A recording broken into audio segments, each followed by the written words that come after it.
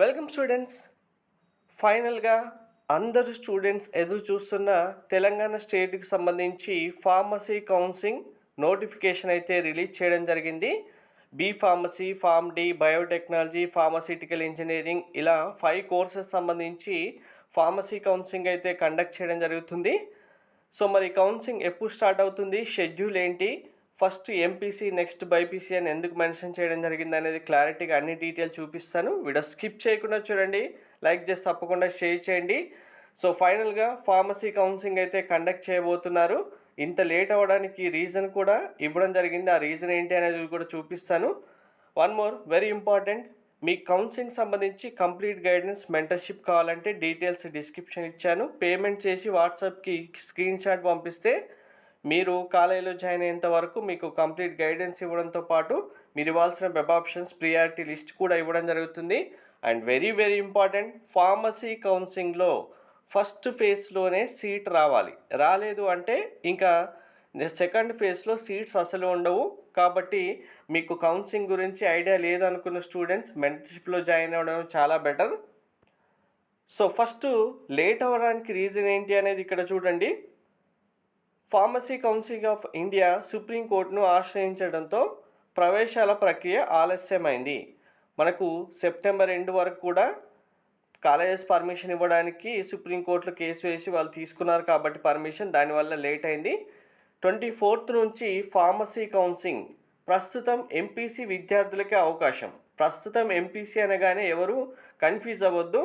మనకు B pharmacy, pharm D courses సంబంధించి MPC స్టూడెంట్స్కి కూడా సీట్స్ ఫిల్ చేయడం జరుగుతుంది. ఫస్ట్ 50% సీట్లు, అంటే ఒక కాలేజీలో 100 సీట్స్ ఉన్నాయనుకోండి, ఫస్ట్ ఎంపీసీ వాళ్ళకి 50 సీట్స్తో కౌన్సిలింగ్ కండక్ట్ చేస్తారు. కానీ ఎంపీసీ స్టూడెంట్స్ అందులో 1 or 2 మెంబర్స్ మాత్రమే జాయిన్ అవుతారు ఫార్మసీ కౌన్సిలింగ్ సంబంధించి, ఫార్మ్ డి కానీ బీ ఫార్మసీలో.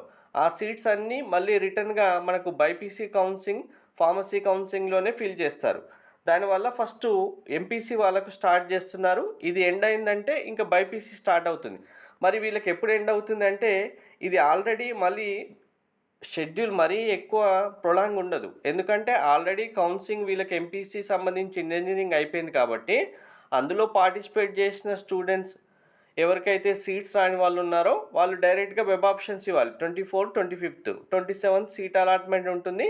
వాళ్ళు 28 నుంచి 29 వరకు కాలేజీకి వెళ్ళి జాయిన్ అవ్వాలి. ఇంజనీరింగ్లో జాయిన్ అయిన వాళ్ళకి ఆ అవకాశం ఉండదు. ఎవరికైతే సీట్ రాకుండా ఇంకా వెయిట్ చేస్తున్నారో ఫార్మసీ కోసం వాళ్ళకి ఎంపీసీ వాళ్ళకి ఛాన్స్ ఇచ్చారు. 29th వరకు కంప్లీట్ అవ్వగానే 30 నుంచి వాళ్ళది క్లోజ్ అయిపోతుంది. ఇంకా నెక్స్ట్ మంత్ ఫస్ట్ వీక్లో ఫస్ట్ నుంచి కానీ థర్డ్ నుంచి కానీ మనకు బైపీసీ స్టూడెంట్స్ సంబంధించి ఫార్మసీ కౌన్సిలింగ్ కన్ఫామ్గా స్టార్ట్ చేయడం జరుగుతుంది. షెడ్యూల్ మనకు రిజిస్ట్రేషన్ ఉంటుంది, సర్టిఫికేట్ వెరిఫికేషన్ ఉంటుంది. వెరిఫికేషన్ కంప్లీట్ అయిన తర్వాత మీరు వెబ్ ఆప్షన్స్ ఇవ్వాల్సి ఉంటుంది. అండ్ మళ్ళీ చెప్తున్నాను, ఫార్మసీ కౌన్సిలింగ్ అంటే ఎంపీసీ వాళ్ళలాగా ఫస్ట్ ఫేజ్లో రాకపోతే సెకండ్ రాకపోతే థర్డ్లో వస్తుందని వెయిట్ చేస్తే సీట్స్ ఉండవు, రాదు. కన్ఫామ్గా ఫస్ట్ ఫేజ్లోనే సీట్ వచ్చేలాగా వెబ్ ఆప్షన్స్ అయితే ఇవ్వాల్సి ఉంటుంది ప్రతి ఒక్కరూ.